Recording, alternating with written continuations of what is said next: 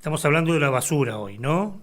Venimos de la semana pasada hablando de esto y vamos a tomar ahora un eje que tiene que ver con la basura en los cursos de agua, que es una constante. Ya hablamos hace un tiempo, la laguna Setúbal es uno de los lugares de mayor contaminación de basura. Es más, hace un tiempo hablamos con Martín Bletter.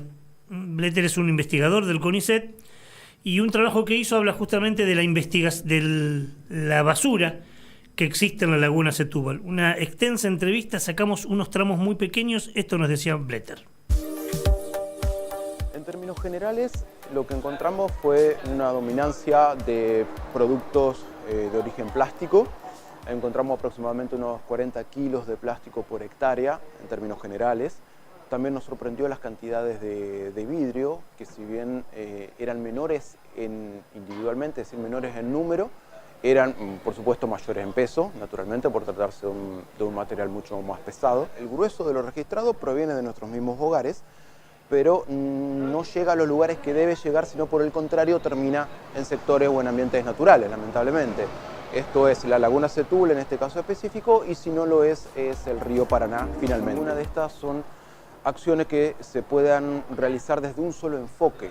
Por el contrario, son acciones que requieren voluntades, unificar voluntades, aunar voluntades y de alguna manera trabajar desde múltiples puntos de vista o en una confluencia de múltiples aspectos. Esto es un problema, el de los plásticos, el de la basura urbana, es un problema no solo ambiental, y esto hay que destacarlo, sino que es un problema social, además de un problema económico y además es un problema cultural. Para quienes nos escuchan, era la voz de Martín Bletter. Para quienes nos ven por streaming, era una entrevista, es parte del archivo de nuestro programa de televisión.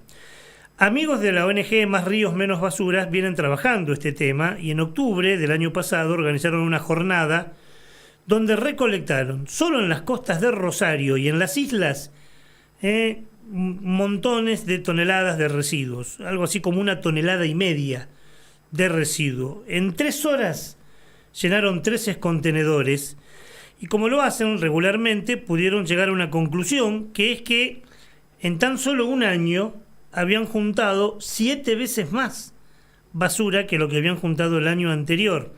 Encontraron plásticos, botellas descartables, colillas de cigarrillos, tapitas, encontraron sorbetes, a pesar de que hay una ordenanza, tanto en Rosario como en Santa Fe, que está prohibido el uso de sorbetes. Encontraron más de 300 sorbetes. Lo que más hay en los cursos de agua es plástico. Esto afecta al ambiente, afecta a nuestra salud también. Antes de la entrevista vemos un tramo del reportaje que le hicimos a Maximiliano Atademo, investigador del CONICET también, cuando nos hablaba de la cantidad de plástico que hay en los cursos de aguas, el microplástico que entra en nuestros cuerpos. Nos dijo que hasta en la leche materna hay microplásticos. Si uno va a cualquier parte de Santa Fe o cualquier lugar o cualquier humedal y encuentra plástico. Ahora hay unos estudios recientes que han demostrado o han encontrado que hay microplásticos en sangre, como en leche materna y en algunos otros órganos de nuestro sistema. Hoy el plástico está en todos lados e inclusive en nuestro organismo y lo que uno piensa que puede ser sano no lo es, ¿no? Claro. Y no solo eso de los microplásticos, como te decía, los aditivos también traen problemas porque muchos de esos aditivos tienen propiedades carcinogénicas e inclusive algunos son disruptores hormonales. O sea que estamos contaminando nuestro cuerpo con elementos que potencialmente podrían ser cancerígenos. Exacto. Entre otras cosas. Entre otras cosas. Un tramo de la entrevista que le hacíamos a Maxi Atademo en nuestro programa de televisión. Esto sucede en todos lados, ¿eh? Hablamos de la laguna Setúbal, hablamos del río Paraná. Hay un colectivo, el colectivo de Rosario, Más Río Menos Basura, que están alarmados también por la presencia de residuos en el río Paraná y en los humedales de nuestra región. Alarmados, pero también proponen acciones. Para hablar de este tema estamos conectados con Mirko Moscat, que es integrante del colectivo Más Río Menos Basura de Rosario. Hola Mirko, ¿cómo te va? Buenas tardes, gracias por atendernos. Hola, ¿cómo están? Buenas tardes, gracias por el espacio. Bueno, creo que estabas conectado, pudiste, no sé si escuchar y ver el informecito previo que hacíamos, ¿no? Sí, pude escucharlo a Martín a Tademo, digamos, que estaba comentando también sobre los microplásticos en distintos lugares y en particular en nuestro cuerpo. Sí, es algo que nosotros venimos siguiendo hace un par de años, la cantidad de estudios científicos que sale todo el tiempo. Te diría que cada mes hay un nuevo estudio que arroja un nuevo dato de importancia sobre la presencia de microplásticos en distintos lugares y en particular en distintos tejidos y órganos de nuestro cuerpo. Ahí en esa información que traíamos para hablar con vos, veíamos que en ese trabajo que ustedes hacen de ir a algún lugar y recolectar basura, es bueno, es cierto este dato que tenemos nosotros. En un año, con una diferencia de un año, encontraron 7 veces más basura que la que encontraron el año anterior. Sí, eso es cierto, es lo que nos da la medición del peso de los residuos recolectados. Lo que sí hay que hacer una aclaración para un poco matizar un poco este dato que es real, pero que es que la cantidad de residuos recolectados también está influida por varios factores, entre ellos la cantidad de personas, de voluntarios, voluntarias que forman parte de la actividad y por lo tanto la extensión geográfica que uno puede recorrer, pero también por variables que tienen que ver con la dinámica del río. En el caso de esta última jornada, el río estaba más bajo que el anterior y al estar más bajo hace que haya más zonas que son accesibles para recolectar residuos.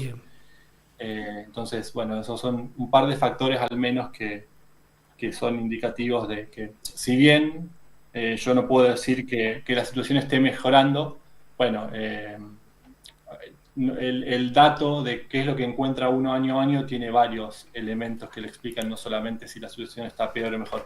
Pero sí, digamos, lo que me gustaría decir es que la verdad es que año tras año, esta fue la 9ª jornada que hicimos, la situación no mejora. Y eso es lo que nosotros quisiéramos. Nosotros quisiéramos dejar de ir al río a recolectar residuos, en particular plásticos, pero todo tipo de residuos, y quisiéramos que, no sé, que en algún momento este año fuéramos al río y encontramos muy poquito, porque el problema se va resolviendo, porque se van abordando las causas del problema, y eso no ocurre, porque hay una falta de respuesta de los distintos niveles del Estado a esta problemática y en general a la problemática ambiental, te diría. ¿Qué suponés vos individualmente o qué supone el colectivo Más Río Menos Basura? ¿Cuál es el o los orígenes, si son más de uno, de esta realidad? ¿Es un problema cultural? ¿Es un problema de consumo? ¿Es un problema de separación? ¿Es un problema de falta de políticas municipales de recolección? ¿O es un combo de todo esto junto? Y más. Y yo te diría que es un combo de todo esto. Por un lado, claramente hay un tema ahí de conciencia individual, de comportamiento individual, que genera que un residuo termine en un lugar donde no debe.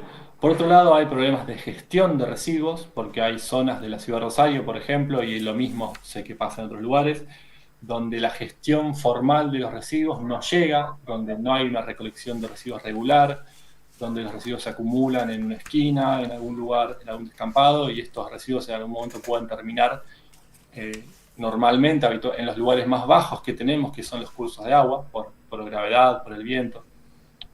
Y también, de fondo, hay un problema de modo de producción y de consumo. Nosotros hacemos un poco más de énfasis en este último y un poco en el anterior, porque el modelo de producción y consumo determina qué es lo que encontramos. Lo que nosotros encontramos son, en un 90%, elementos descartables, que fueron fabricados, pensados para usarse y tirarse al poco tiempo. No encontramos, o encontramos mucho menos cosas que hayan sido fabricadas para durar mucho tiempo.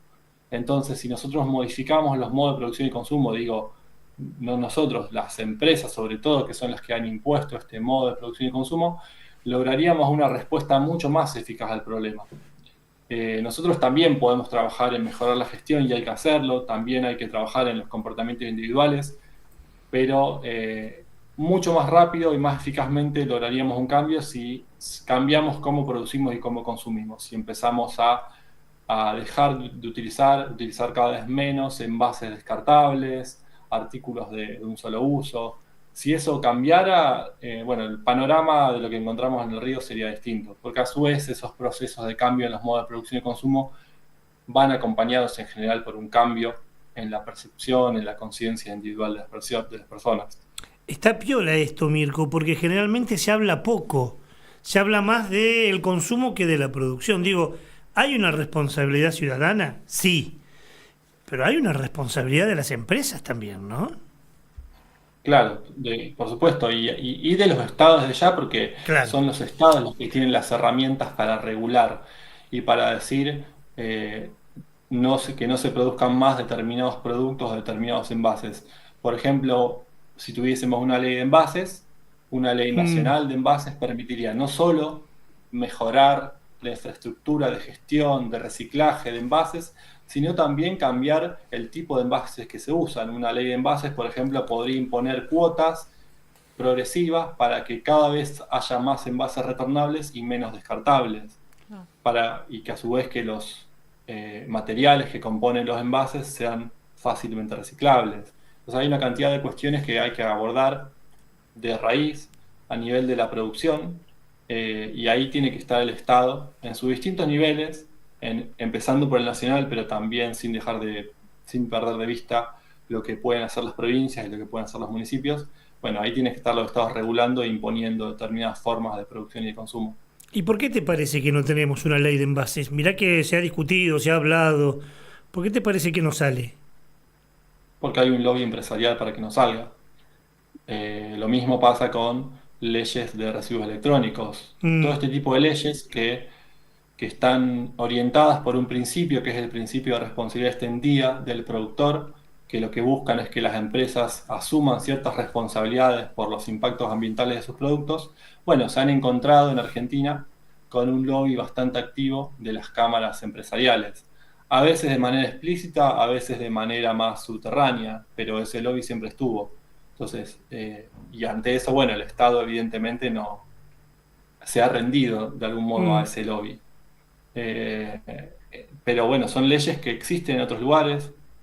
El ejemplo más desarrollado obviamente es la Unión Europea, que tiene directivas a nivel de toda la Unión Europea que establecen este principio para los envases, para los residuos electrónicos y para otras categorías de productos. Nosotros creemos que es posible acá, pero bueno, tiene que haber un Estado más fuerte que decida anteponerse al lobby. No puedo cerrar la entrevista sin preguntarte por algo que es de tu zona, pero bueno, viste que ahora las radios, las televisiones con las nuevas tecnologías hacen que nos puedan ver y escuchar tanto en Santa Fe, en Rosario o en Australia. Y ustedes tienen un trabajo importante con el relleno sanitario de Ricardone. Para la gente que no es del sur de la provincia, le decimos que es el relleno sanitario, así como en Santa Fe existe en la circunvalación, ustedes lo tienen. Cuando uno va por la autopista desde Santa Fe hacia Rosario puede ver esa enorme montaña. No es que se equivocó de autopista y va a Córdoba, sino que es una montaña de basura. Y ustedes hicieron un trabajo ahí sobre lo comprometido que están los cursos de aguas linderos y que inclusive llega ese impacto, corregime si me equivoco, al río Paraná con tóxicos muy importantes, ¿no?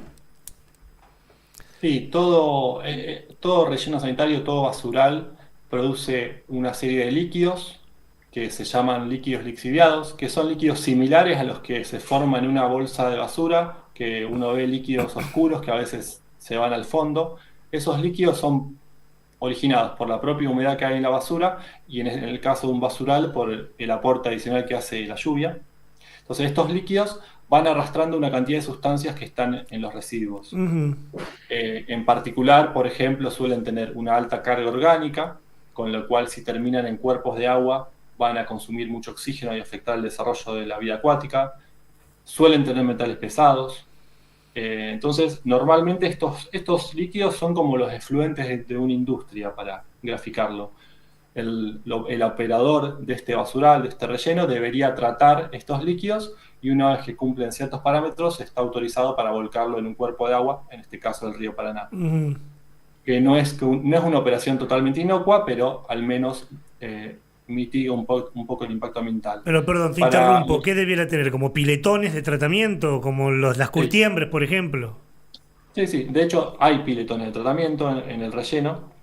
Lo que nosotros detectamos en repetidas ocasiones es que una parte de los líquidos no sigue este proceso regular de tratamiento, sino que salen hacia afuera sin tratamiento y son vertidos en canales pluviales que rodean el basural. Hola, A Mirko. través de estos canales pluviales, estos líquidos terminan en el arroyo Ludueña, que es un arroyo que tenemos acá en la ciudad, y de ahí al río Paraná. Entonces, básicamente la denuncia nuestra es que hay una parte de los líquidos, que no tenemos del todo claro por qué, pero puede ser porque no den abasto con el tratamiento de la cantidad de líquidos que producen. Una parte de estos líquidos, de estos efluentes, salen sin tratar y termina en cuerpos de agua de la región. Hola, Mirko. Soy Pamela Pese. Hola. ¿Qué tal? Bueno, eso, quería aclarar. O sea, si bien tiene el tratamiento, sale una especie de bypass por un canal. ¿Eso quiere decir? Claro, hay una parte de los líquidos, no vamos a decir todos los líquidos porque las piletas están, pero hay una parte de los líquidos que obviamente no te puedo decir qué porcentaje es porque no tengo forma de saberlo, Iría pero crudo. una parte de los líquidos es arrojado en los alrededores, en canales pluviales, sin Y llega tratamiento. al Nosotros dueño. en varias ocasiones tomamos muestras de estos líquidos y los llevamos a analizar a laboratorios y básicamente lo que vimos es estas dos cosas que les decía. Alta presencia de carga orgánica, lo cual un líquido con alta carga orgánica, si termina en un cuerpo de agua, va a consumir mucho oxígeno para degradar esa carga orgánica y eso dificulta el desarrollo de los peces y Ujú. Sí, otras sí. formas de vida. Y Ese. tiene también presencia de metales pesados, en particular nosotros detectamos en esta última ocasión un nivel alto de níquel y de Claro. cromo, que bueno, son metales pesados que tienen ciertos impactos no solo en otros organismos, sino también en la salud humana. Sino que, bueno, el arroyo Ludueña por ahí es uno de los más contaminados, digamos, Mm. que vuelca en el Paraná y que pasa por Rosario entubado. Entonces la gente no lo ve en la zona de Claro. Rosario. Eh, Hay una parte que está sí. sí. Y bueno, justamente Ricardón es una localidad que no tiene tratamiento de líquidos cloacales, así que también tenemos este problema.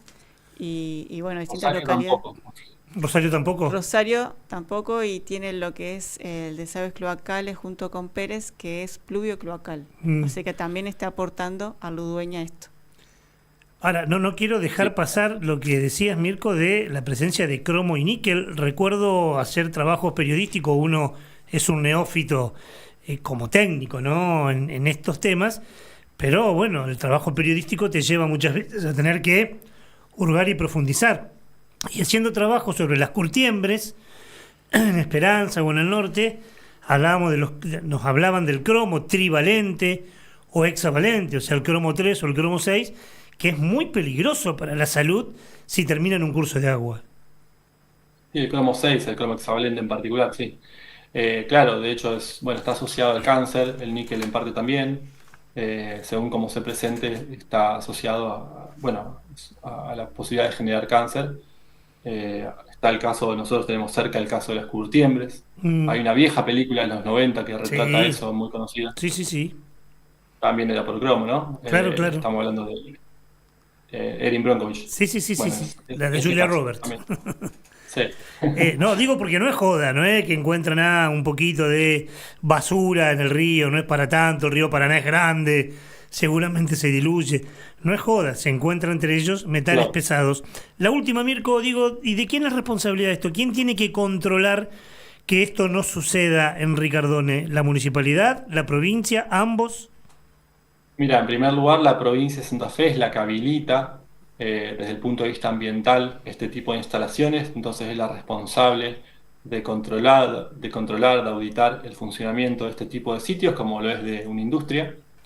Después, obviamente, el municipio, la comuna que aloja este lugar, que en este caso es Ricardone, tendrá su propia normativa en cuanto a qué tiene que controlar de alguna industria que genere impacto ambiental.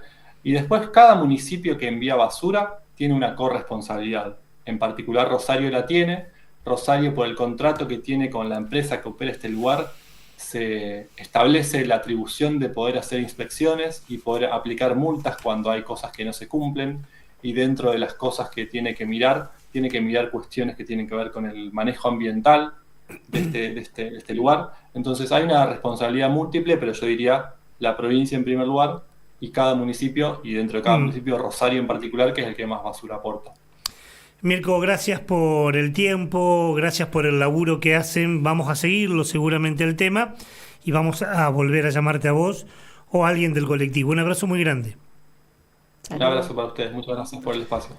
Mirko es Mirko Moscat, es integrante del colectivo Más Río Menos Basura, de allí de Rosario, pero además la persona, no es la primera vez que la entrevistamos, varias veces lo hemos entrevistado, que vienen trabajando este tema de manera muy concienzuda y muy seria, ¿no? Sí, muy formados en otro. Y los resultados siempre son tremendos, tremendos, tremendos, ¿eh? Por eso hablamos y de alguna manera vamos a ver si la semana que viene podemos seguir, pero profundizando de diferentes lugares el tema de la basura. Hablamos de los microbasurales, hablamos del problema de los recolectores, ahora hablamos de los cursos de agua y vamos a seguir porque, como decimos siempre, el tema de la basura es un gran problema, es un problemón. Y la naturaleza no genera basura. Los únicos que generamos basura somos nosotros. En este caso, en los cursos de agua, en este caso, en las costas del Paraná.